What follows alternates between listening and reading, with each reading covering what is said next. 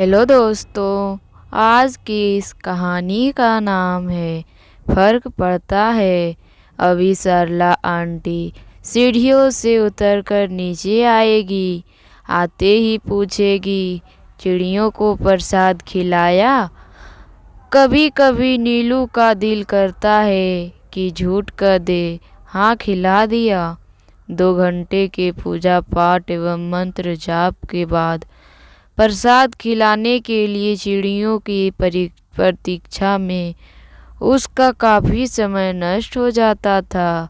अक्सर वह काफ़ी विलंब से ऑफिस पहुंचती, परंतु नीलू चाह कर भी सरला आंटी से झूठ नहीं कर सकती थी। आंटी परंतु उस झूठ का ताड़ लेती। उनकी तेज नज़र फौरन उसके झूठ को पकड़ लेगी। सरला आंटी किसी सीबीआई के जांच अधिकारी की तरह उससे पूछताछ करेगी और झूठ पकड़ने में उन्हें जरा भी देर नहीं लगेगी। आते ही सरला आंटी पूछेगी, आज चिड़ियों की चहचहाट सुनाई क्यों नहीं पड़ी? चिड़ियों को प्रसाद में क्या खिलाया? आज कितनी चिड़ियाँ थी?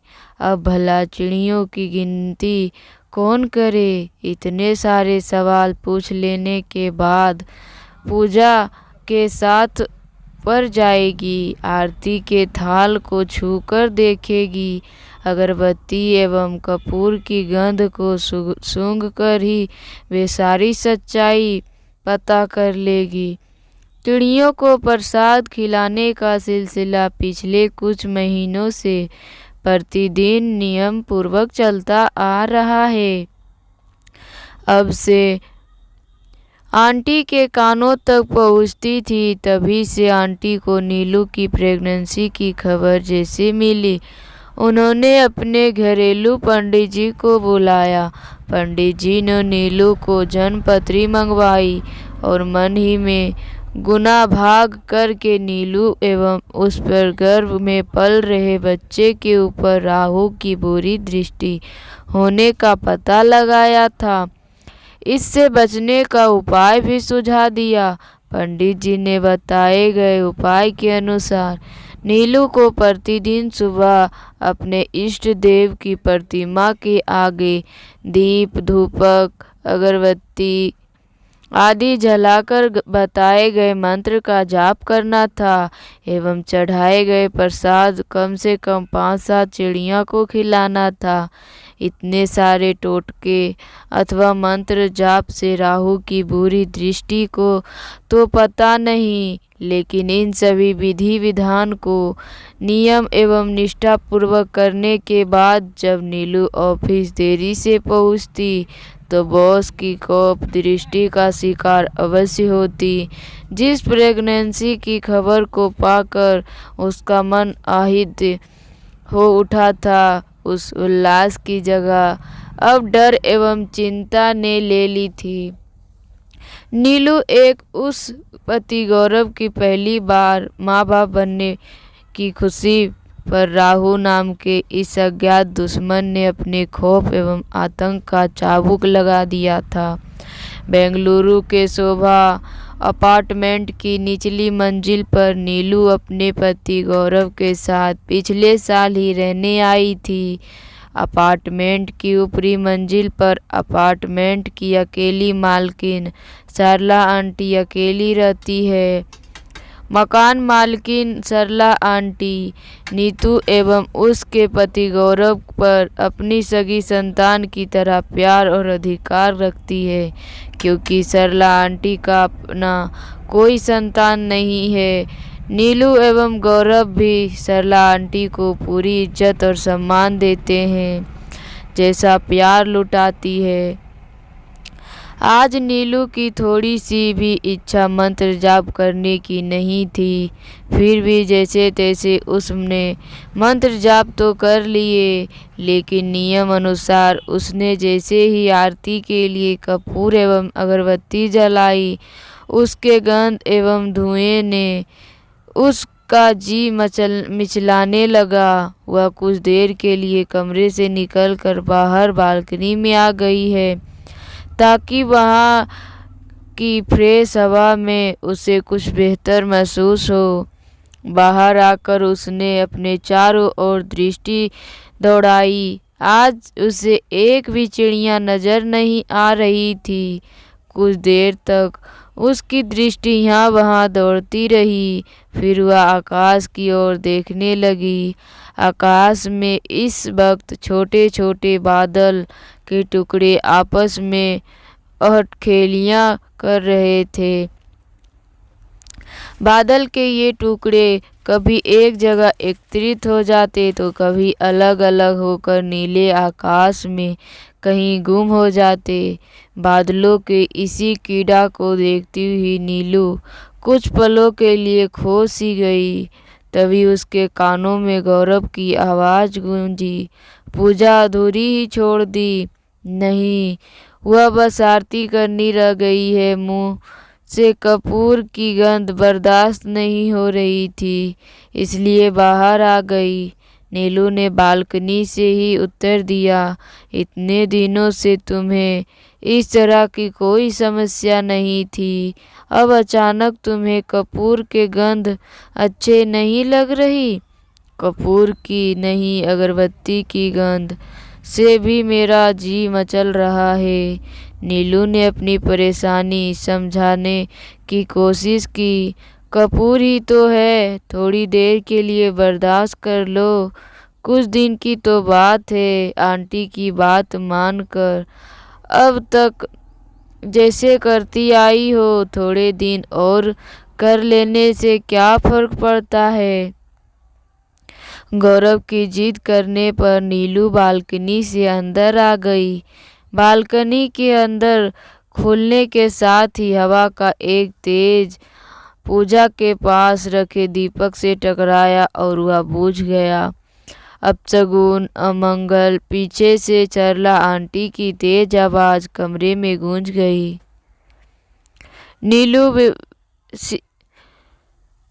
विस्मित सी सरला आंटी की ओर देखने लगी।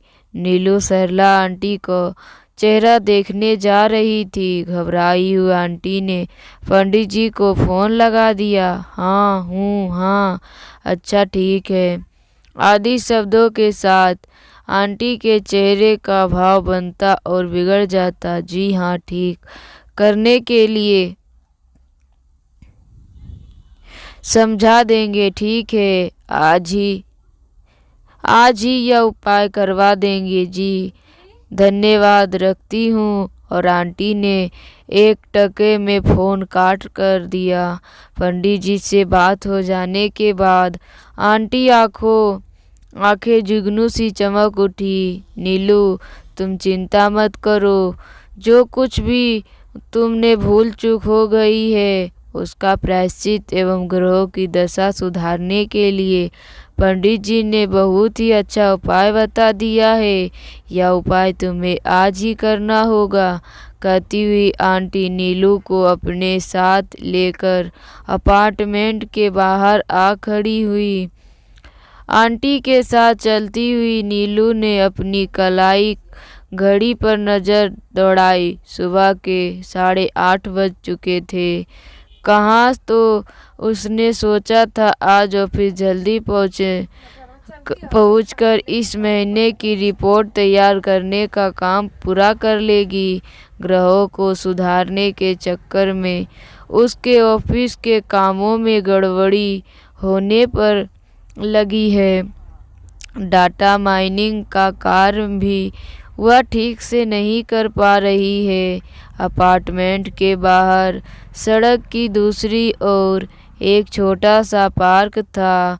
आंटी चारों तरफ नजरें घुमा घुमा कर कुछ ढूंढती रही, फिर अचानक बोल पड़ी, अरे वह रहा।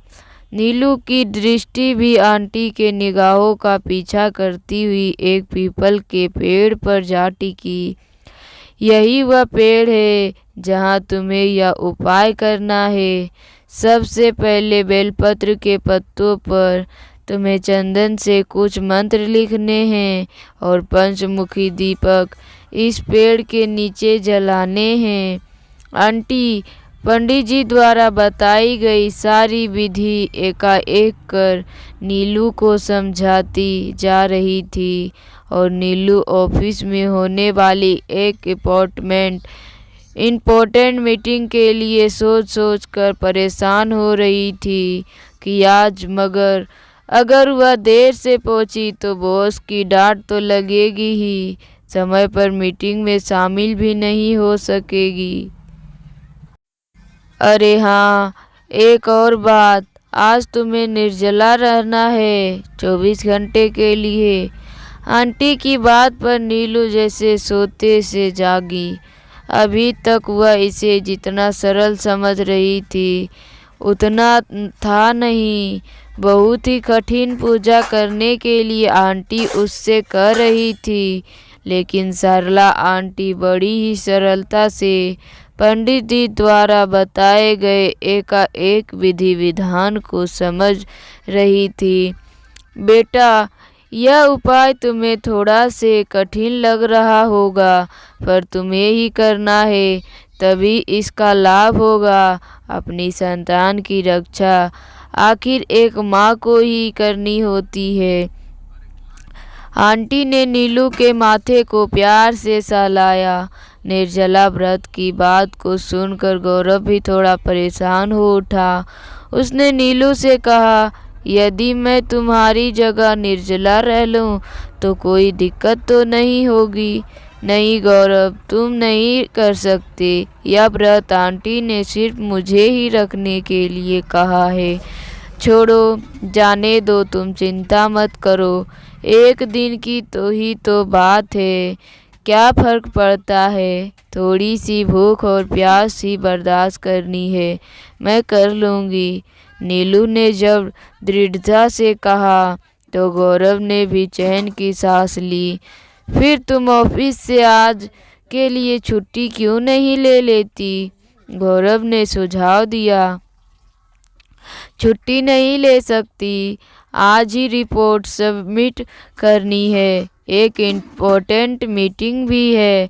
नहीं, मैं छुट्टी लेने का सोच भी नहीं सकती। नीलू ने अपनी व्यवस्था दिखाने की कोशिश की। आंटी के द्वारा बताए गए विधि विधान को पूरा करने में नीलू को काफ़ी समय लग गया। आज पहले से भी अधिक देर से ऑफिस पहुंची। रास्ते में उसने अपने मोबाइल पर कॉल्स चेक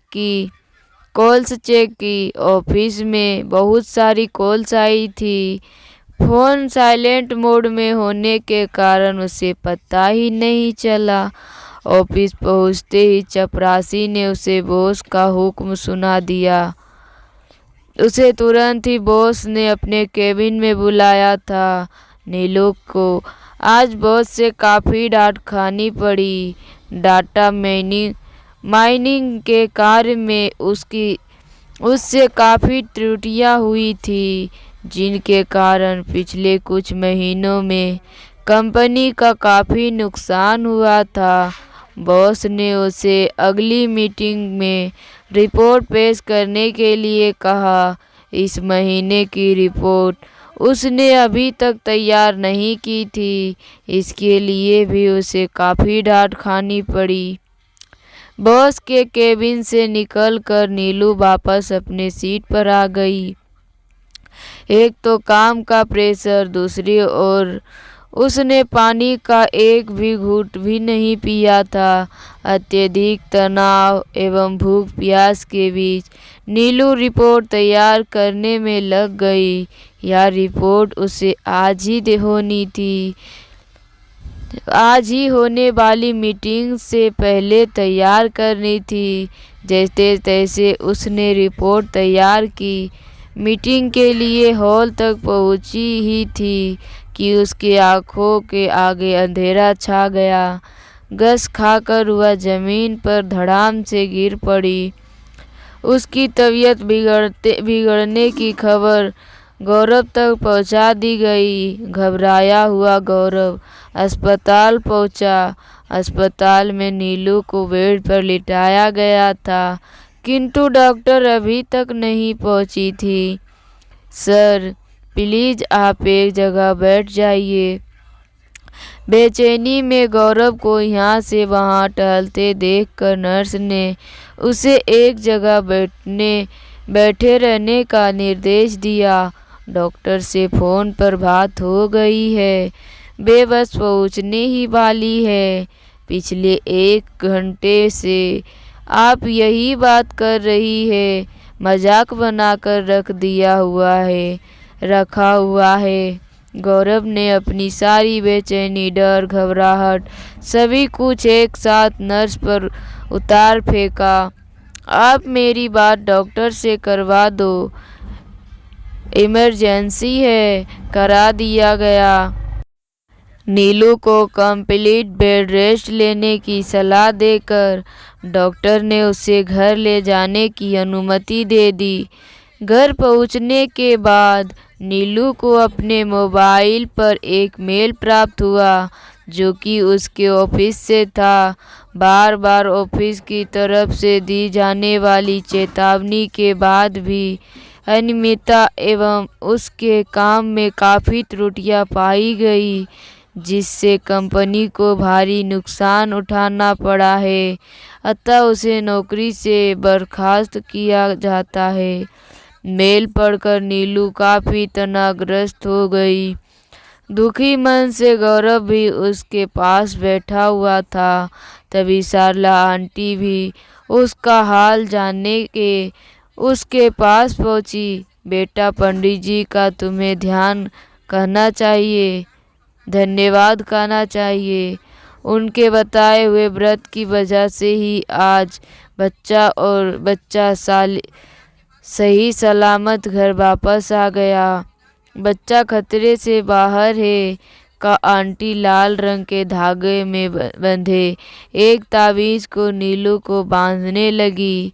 आंटी, यह धागा मुझे मत बांधिए प्लीज, मैं आपके आगे हाथ जोड़ती हूँ, अब बस कीजिए। नीलू ने आंटी को धागा बांधने से मना कर दिया। उसकी आवाज़ में थोड़ी सख्ती थी।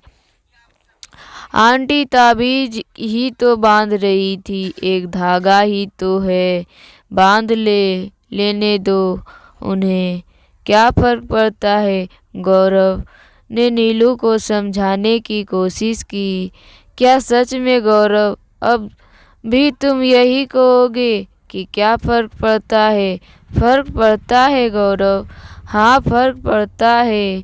नीलू गुस्से से चीख पड़ी। अत्यंत गुस्से में नीलू ने धागे को तोड़कर फेंक दिया।